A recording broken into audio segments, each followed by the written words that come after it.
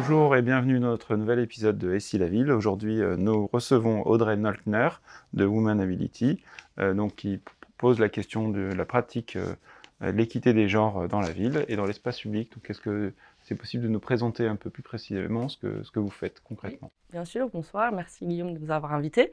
Alors, Womanability, c'est une belle aventure qui a commencé il y a plus de 4 ans maintenant, avec Julien Fernandez et Charline Waraki. On était 3 amis et on s'est dit, comment on fait pour que les villes deviennent bienveillantes en fait?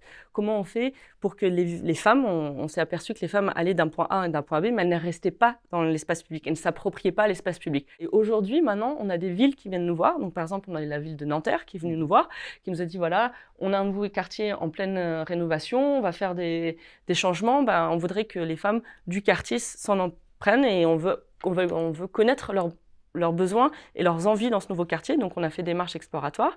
Donc l'équité des genres, c'est un rééquilibrage de la place de la femme dans l'espace public ou aussi c'est des problèmes qui sont liés à la place des hommes dans l'espace public? Alors les deux, parce que quand on parle d'inclusivité, on ne veut pas dire, voilà, si on travaille pour une ville inclusive, on ne veut pas enlever les hommes. Les hommes font partie des villes et sont acteurs du changement. On ne va pas pouvoir changer les villes si les hommes ne sont pas solidaires et ne comprennent pas cette question. Et aussi, il y a des thématiques propres aux hommes, on veut les connaître et on invite aussi les enfants. On a fait pas mal de marches avec des enfants. On a toujours des personnes à mobilité réduite ou malvoyantes qui viennent aussi.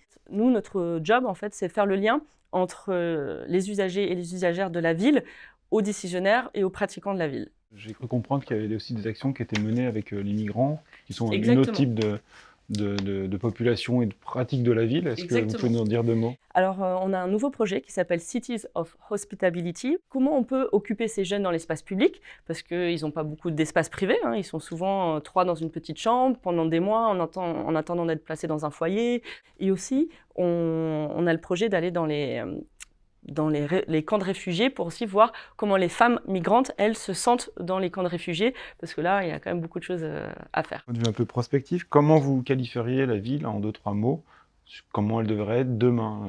Quelle terminologie vous utiliseriez? Je crois bienveillante. C'est vraiment le mot où tout le monde se sent bien en fait dans la ville.